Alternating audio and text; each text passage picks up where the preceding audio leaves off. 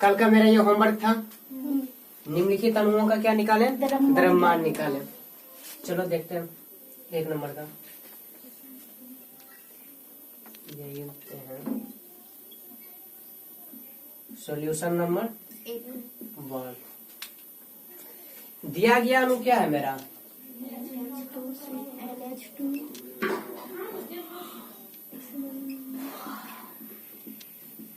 NH2CO NH2। अब इसमें जितने भी तत्व है, जितने भी तत्व का संकेत है, उस सभी का क्या करेंगे हम? अलग अलग से उसका द्रव्यमान निकालेंगे। तो N मतलब नाइट्रोजन, नाइट्रोजन का द्रव्यमान बराबर, द्रव्यमान कहने का मतलब परमाणु द्रव्यमान यहाँ होगा। द्रव्यमान कहने का मतलब परमाणु द्रव्यमान, या हम इसको इस तरह से लिख लो, नाइट्रोजन का परमाणु द्रव्यमान बराबर। तो नाइट्रोजन का परमाणु द्रव्यमान कितना होता? 14। ठीक। हम इसको ग्राम में ले लेते हैं। अब हाइड्रोजन, नाइट्रोजन के साथ द्रव्यमान 14। नाइट्रोजन का जो 7 होता है वो परमाणु संख्या 7 होता है, परमाणु संख्या, या इसी को हम कहते हैं परमाणु क्रमांक। ठीक ना? ये हमारा होता है 7। अब 7 विषम है तो इसको दोगुना करके 1 जोड़ना था, लेकिन याद करो ये 3 इडियट में था। 3 इडियट में रहने के कारण इस सम के रूल को फॉलो करके कितना हो रहा था? 14। ठीक ना?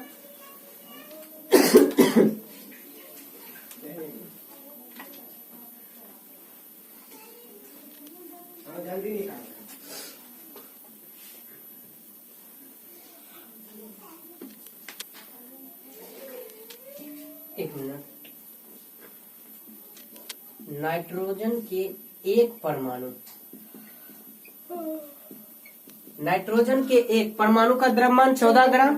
ठीक। फिर मेरा क्या हाइड्रोजन है, तो हाइड्रोजन के भी एक परमाणु का द्रव्यमान कितना हो जाएगा? 1। लेकिन ये देखो यहाँ पे हाइड्रोजन 1 है या 2 है? 2 है ना? तो इसलिए हाइड्रोजन के 2 परमाणु का द्रव्यमान बराबर 1 गुना 2 बराबर 2 ग्राम हो जाएगा। साथ में अब क्या है? कार्बन। तो कार्बन के 1 परमाणु का द्रव्यमान 12 ग्राम। फिर मेरा क्या है? ऑक्सीजन। ऑक्सीजन के भी 1 परमाणु का द्रव्यमान बराबर 16 ग्राम।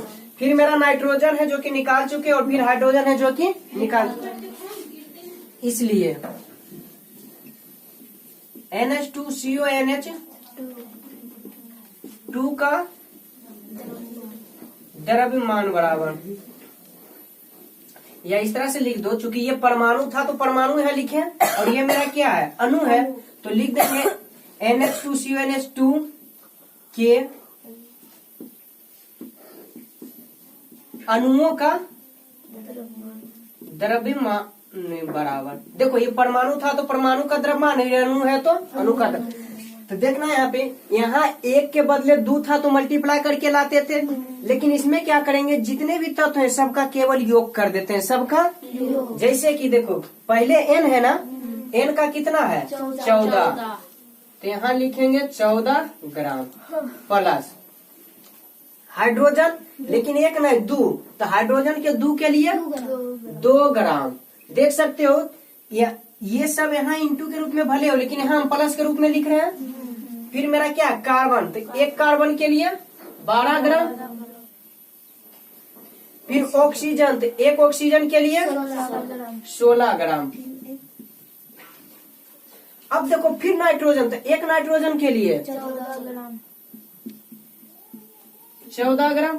फिर 2 हाइड्रोजन, तो 2 हाइड्रोजन के लिए 2 ग्राम। अब बताओ टोटल कितना हो गया? 14 2 16, 16 और 12 28, 28 और 16 44, 44 और 14 58, 58 2 60 ग्राम। कितना हो गया? इसको अगर जो इस तरह भी जोड़ सकते हो, 4 2 6 6 2 8 8 14 14 6 14 4, 18 2 20 से सुना बाकी 2, 2 1 3, 1 4, 1 5, 1 6, 60 ग्राम। सबका आंसर आया 60 ग्राम। हम ग्राम में नहीं। जो नहीं भी लिखे हो एक वो इस तरह से लिख लो, बाकी सबको फिर कर देते हैं जल्दी। अब 2 नंबर का देखते हैं, आंसर नंबर 2। तो यहाँ पर मेरा दिया गया अणु क्या है?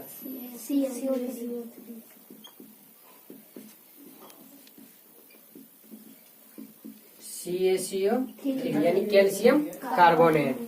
ठीक है, तो इसमें जो उपस्थित है कैल्शियम है, कार्बन है और ऑक्सीजन है। कैल्शियम का कितना है? 1 परमाणु, कार्बन का 1 परमाणु और ऑक्सीजन का 3 परमाणु। चूंकि हम जानते हैं कि कैल्शियम के 1 परमाणु का द्रव्यमान बराबर 40। इसका परमाणु संख्या 20 होता है, सम रहने के कारण दोगुना कर देते हैं तो क्या हो जाता है मेरा 40। कार्बन के 1 परमाणु का द्रव्यमान कितना हो जाएगा? 12 ग्राम। चूंकि इसका परमाणु संख्या 6 होता है, सम होने के कारण दोगुना कर देंगे। और ये ऑक्सीजन, तो ऑक्सीजन के 1 परमाणु का द्रव्यमान 16 ग्राम। चूंकि 8 है जो कि सम संख्या है इसलिए 16, लेकिन यहाँ कितना है? 3। तो 1 के लिए तो 3 है, तो इसलिए ऑक्सीजन के 3 परमाणु का द्रव्यमान बराबर कितना हो जाएगा? 3 गुना 16 ग्राम यानी 48 ग्राम। ठीक, तो हम फिर लिख सकते हैं अतः CaCO3। अच्छा, इसका रासायनिक नाम है कैल्शियम कार्बोनेट, लेकिन उपयोग में लाने वाले नाम को हम क्या कहते हैं? चूना पत्थर कहते हैं। इसके CaCO3 के अणुओं का द्रव्यमान बराबर, सबको क्या करते हैं? अलग निकाल के जोड़ देते हैं। Ca के लिए कितना आया है मेरा? 40 ग्राम प्लस कार्बन का 12 ग्राम, एक ऑक्सीजन के लिए 16, तो 3 ऑक्सीजन के लिए 48 ग्राम। अब जोड़ देते हैं तो 0 जोड़ 2 2 8, 10 के सुनना बाकी 1, 4 1 5, 4 9 1 100 ग्राम।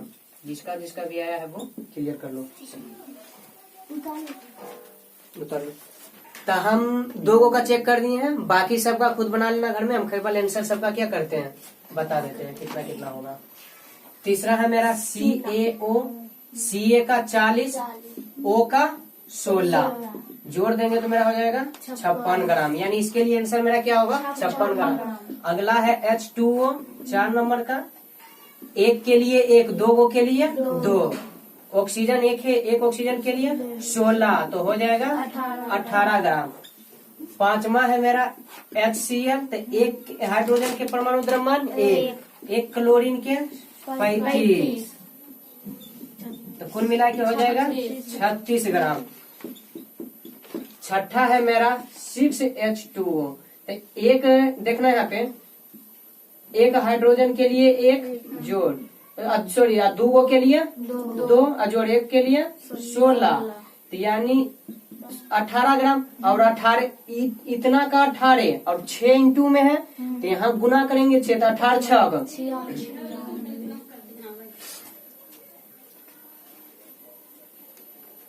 ये 18 6 का 78 से, ठीक ना? 18 चलते 18 54 54 18 90 18 6 78 से, ठीक। और 7वां मेरा है 11HCl। अगर हम सॉरी यहाँ नहीं नीचे लिखेंगे, देखो 11, 1 हाइड्रोजन के लिए 1 और 1 क्लोरीन के लिए 35, तो यानी 11 इंटू 36 अपना कर लेना कितना होगा, लगभग हो जाएगा मेरा 6 9 3 396 ग्राम। सबका आंसर बता दिए, अपना बना लेना, ठीक। चलो आगे, चलो देखो हम रासायनिक समीकरण का प्रयोग क्यों करते हैं, तो उससे हमें क्या है, कुछ लाभ मिलते हैं। अब लाभ क्या मिलते हैं, सबसे पहला क्या, किसी भी रासायनिक अभिक्रिया को आसानी से रासायनिक समीकरण के रूप में लिख देते हैं। जिससे अगर हम ये कहें कि जब हाइड्रोजन गैस को क्लोरीन गैस के साथ सूर्य की उपस्थिति में रख दिया जाता है तो हाइड्रोक्लोरिक अम्ल का निर्माण हो जाता है। यानी इतना बड़ा ढड्ढा जो बोलेंगे तो उससे बेस्ट है कि हम H2 जोड़ Cl2 डायरेक्ट अगर सनलाइट लिख देते हैं HCl, यानी कि इतना जो हम बोलेंगे उससे बढ़िया है कि डायरेक्ट इतना बोल देंगे H2 जोड़ Cl2 सनलाइट में HCl हो जाएगा, ठीक ना। तो यानी कहने का मतलब क्या है कि जो लंबा ढड्ढा बोलना था उसको हम पूरे शॉर्ट में और आसानी से लिख दिए हैं क्या। ये तो अब बहुत सारा, जिसे हम ये भी कर सकते हैं हाइड्रोजन, जब हाइड्रोजन गैस को ऑक्सीजन गैस के साथ अभिक्रिया करवाई जाती है तो जल का निर्माण होता है। इस तरह से और भी तो बहुत सारा है। सोडियम क्लोराइड को सिल्वर नाइट्रेट के साथ अभिक्रिया कराई जाती है तो सिल्वर क्लोराइड का अवक्षेप प्राप्त होता है, जबकि सोडियम नाइट्राइड प्राप्त होता है। यानी कि इतना बड़ा ढड्ढा जो बोलेंगे उससे बढ़िया हम क्या आसानी से बोल देते हैं। तो इसीलिए क्या करते हैं कि रासायनिक अभिक्रिया को रासायनिक समीकरण के रूप में एकदम आसानी से हम क्या करते हैं लिख देते हैं, इसलिए हम समीकरण का उपयोग करते हैं। दूसरा हम ये कह सकते हैं इससे समय की और कागज की भी बचत होती है। अब कहने का मतलब क्या है, देखो मान लेते हैं मेरे पास इतना जगह है, ठीक ना। हम इसमें अगर लिखते हैं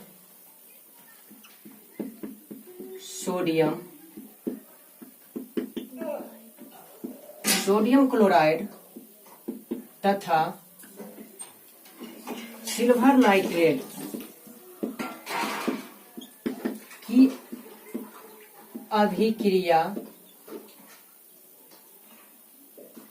कराई जाती है तो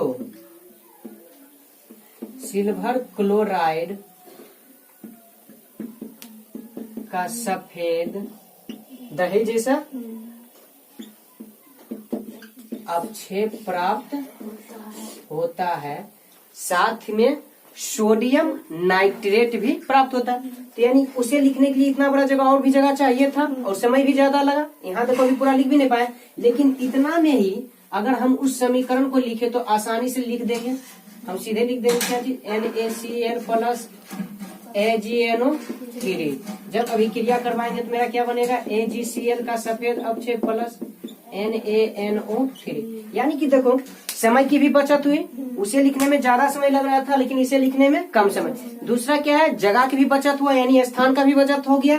जो पूरा इतना में नहीं हो पाया देखो उसके आधा भी हो गया। अब ये भी तो वहाँ अवक्षेप लिखे थे, ये भी मेरा पता ही रहा है कि क्या है अवक्षेप है। क्लियर ना। चलो तो यानी कि इससे क्या है समय की तो बचत होती है, साथ ही साथ कागज की भी बचत होती है। और हम इसे क्या आसानी से लिख भी देते हैं। उसे लिखने में क्या करना पड़ता है, सोचना पड़ता था।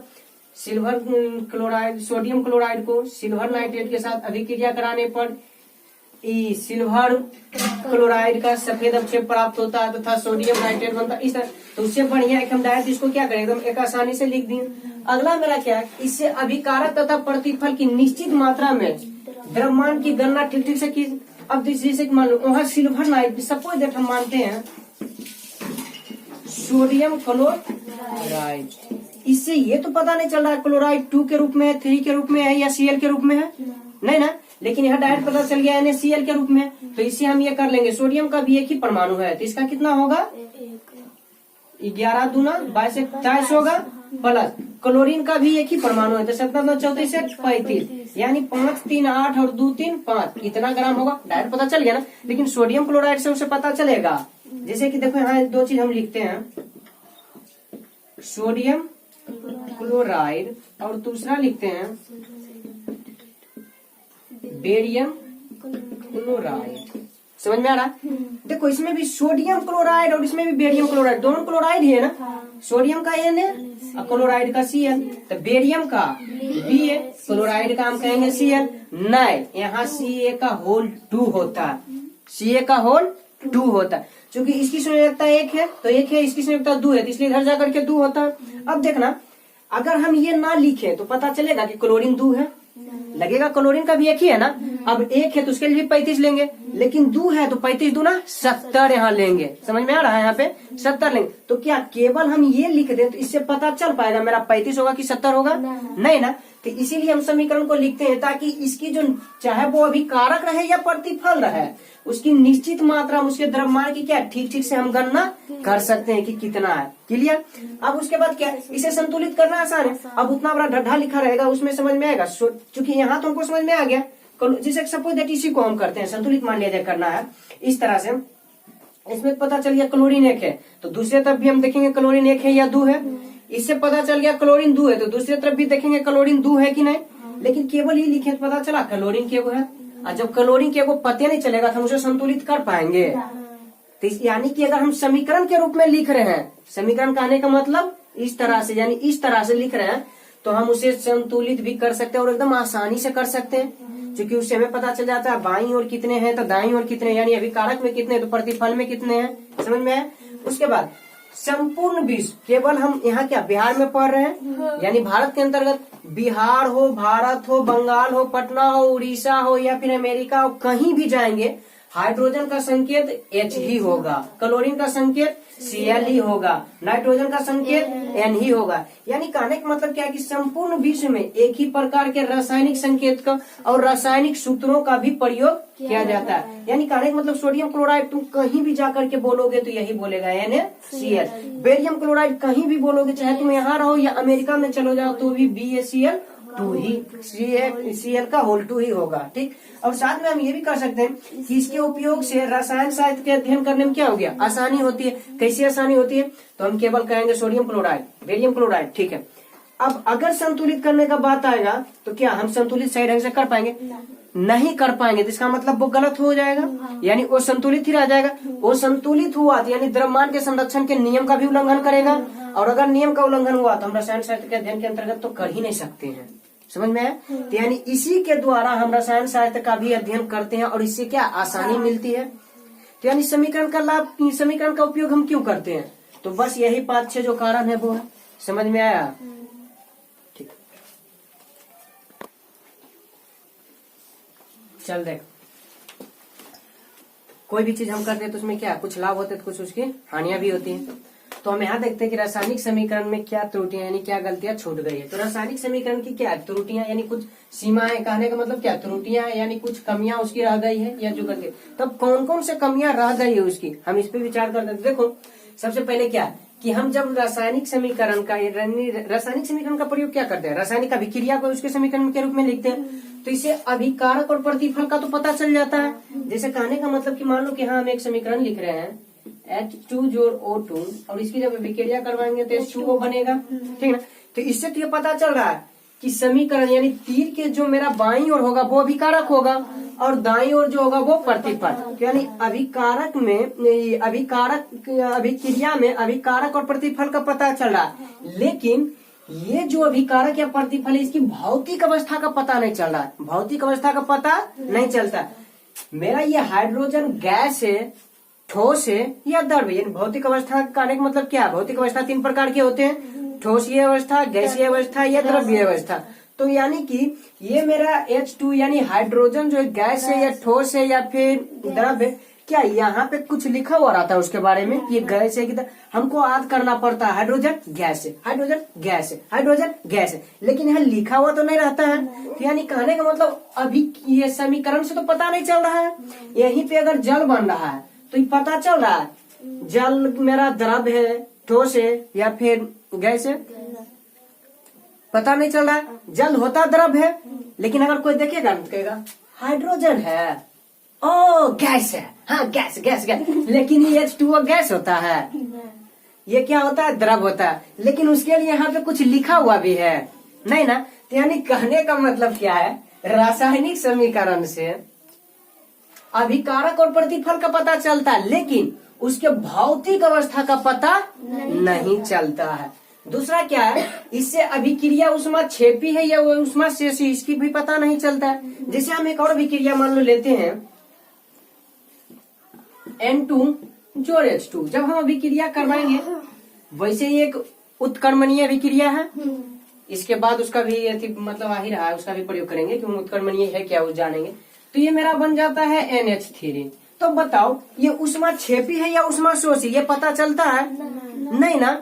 लेकिन यही अगर हम इसमें इस तरह से करके लिख दें 22 शायद ये किलो कैलोरी होता है, कुछ इस तरह से होता है, ठीक ना, मतलब 22 पॉइंट समथिंग होता है कुछ इस तरह से।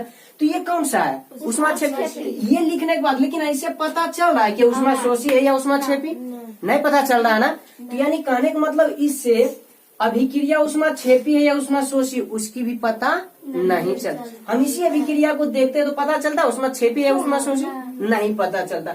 अब क्या ये किन दिशाओं में हो रही, यानी कहने का मतलब क्या, इस पे दाब दिया जा रहा है, ताप दिया जा रहा है, या कोई उत्प्रेरक से हो रहा है, इसकी भी तो पता नहीं चलता है। जैसे एक मतलब कहते हैं, जैसे मान लो हम यहाँ इसकी अभिक्रिया कराते हैं HCl सनलाइट। हम बार बार कह रहे हैं कि सनलाइट लिखना जरूरी भी है, जरूरी नहीं। बुक में देखोगे तो सनलाइट लिखा रहबे नहीं करेगा, यानी कहीं भी सनलाइट लिखा नहीं रहेगा। तो इसका मतलब क्या है कि ये अपने आप तो नहीं हो रहा।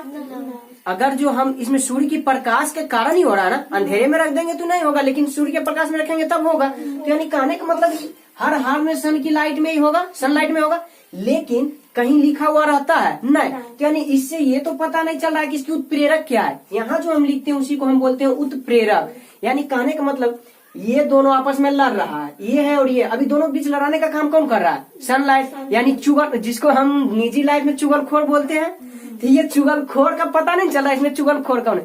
कहने का मतलब क्या है, मान लो हम दो व्यक्ति लड़ रहे हैं, बीच वाला कोई हमको भी कुछ बोल दिया, अब हमको बोला तो उसको पता नहीं चल रहा है, उसको बोलेगा तो हमको पता नहीं, लेकिन मन में गुरी है। कुछ दिन के बाद थोड़ा सा भी कुछ हुआ हम दोनों लड़ जाएंगे, फाइटिंग कर रहे हैं हम दोनों, लेकिन बीच वाला पता नहीं चला लड़ा कौन रहा है हमको, नहीं ना। तो वही यहाँ पर भी है, इससे जो चुगलखोर है यानी उत्प्रेरक है उसकी पता नहीं चलता है। तो ये भी क्या है, इसकी कमियां ही है। क्योंकि अगर कोई तरीका, जैसे मान लीजिए हम सनलाइट लिख दिए, अंधेरा देखेगा तो सॉरी अंधेरा देख नहीं सकता, मतलब कोई भी देखेगा तो उसको पता चलेगा सूर्य की प्रकाश के कारण ही हो रहा है अभिक्रिया, ठीक ना। लेकिन अगर लिखवे ना कुछ करेंगे तो पता चलेगा कि हो रहा है किससे। यानी इसे अब कहने का मतलब हम दोनों खड़ा है, बीच वाला कोई आकर के हम दोनों को लड़ा दिया तब तो जानबे करेंगे कि लड़ा ही रहा है, गुरी रहेगा उसके पीछे, कि उसको भी किसी से लड़ा देंगे। लेकिन अब पते ना चलेगा तो हम पता कर पाएंगे, इसीलिए इसे उत्प्रेरक की भी हमको पता नहीं चलता है। ठीक है, उसके बाद देखो इससे अभिक्रिया के वेग का भी पता नहीं चलता। अब अभिक्रिया के वेग का पता का मतलब क्या है, जैसे यहाँ पर एक चीज देखो, मान लो यही चीज करवाएं, मान लो हम ही दोनों का करवा दिए हैं, अब आधा घंटा में हुआ, हाइड्रोजन और ऑक्सीजन का अभिक्रिया करवाएं, आधा घंटा में जल बना, 1 घंटा में जल बना, या 5 मिनट में जल बन गया, पता चल रहा है, पता चल रहा है नहीं ना। तो यानी कहने का मतलब क्या है कि इससे तो ये भी पता नहीं चल रहा कि जल्दी हुआ कि देरी से हुआ, पता चल रहा है नहीं चल रहा। यानी इससे इसकी वेग मतलब वही हो रहा है कि कितना जल्दी या कितना धीरे धीरे ये हो रहा है, ठीक ना। इससे वेग के बारे में भी कुछ पता नहीं चल रहा है कि अभिक्रिया तेजी से हो रही है या फिर धीरे धीरे, ये शीघ्र से हुआ है या नहीं हुआ है, ठीक ना। तो इस तरह से पता चल ही नहीं रहा। कहने का मतलब क्या, मान लो कोई व्यक्ति है, मान लो एक ये व्यक्ति और एक ये व्यक्ति, अब इसको कह दो कल मेरे यहाँ आ जाना, ठीक है, ही जाएगा। अब जा करके रात में पहुंचा तो तुमको पता चलेगा कि सुबह में निकला था या फिर अभी आधा घंटा आने से पहले निकला है। हो सकता है इस सुबह में निकला होगा, बुलाए तुम हो, जा करके दोस्त के यहाँ बैठ के आराम से चाय पी लिया, फिर वहां से निकला एक और दोस्त के यहाँ जा करके तब तुम्हारे पास पहुंचा।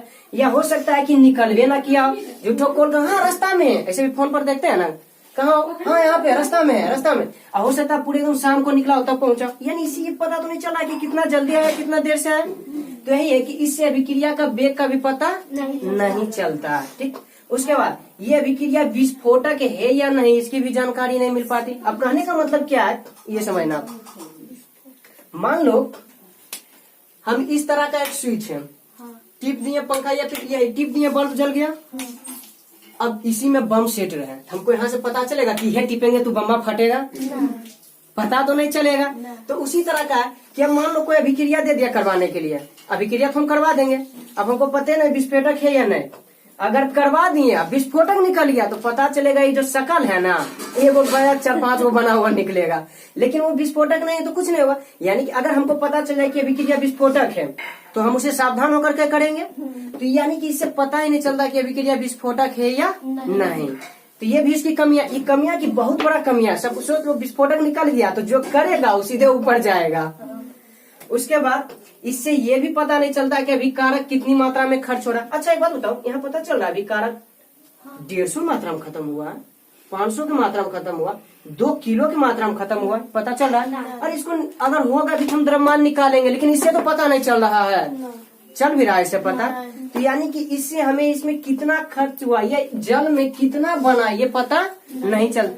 अगर जो करना था हमको 1 घंटा फिर करना पड़ेगा, इसका द्रव्यमान निकालो, ये निकालो, तो उससे द्रव्यमान का इसका पता चलेगा, लेकिन हर चीज तो इसका पता नहीं चल रहा है। तो यानी कहने का मतलब क्या है कि इससे जो अभिकारक की कितनी मात्रा हम खर्च कर दिए या फिर इसको बनाने में कितनी मात्रा का प्रतिफल बना ये तो पता नहीं चल रहा है।